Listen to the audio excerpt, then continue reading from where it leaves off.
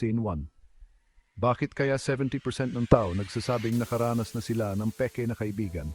Tara't alamin ang mga palatandaan at solusyon. Mga peke na kaibigan, naku, naranasan na nating lahat yan. Nagte-text lang kapag may kailangan, biglang nawawala kapag ikaw naman ang nangangailangan. Parang nagsusuot lang sila ng maskara, nagkukunwaring may pakialam. Pero ang mga totoong kaibigan, sila yung mga nandyan, kahit abala sila. Nakikinig sila, talagang nakikinig. Hindi lang naghihintay ng pagkakataong magsalita. At nariyan sila sa hirap at ginhawa, hindi lang sa saya. Narrator, paano nga ba makikilala ang peke na kaibigan? Pansinin ang kutob mo.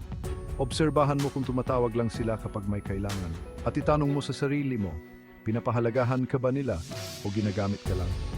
Hindi madaling maghanap ng totoong kaibigan, pero sulit ito.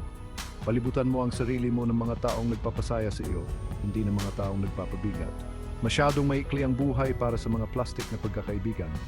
Piliin ang totoo, piliin ang tunay. Tandaan, karapat-dapat ka sa totoong koneksyon. Manatiling totoo, manatiling tunay.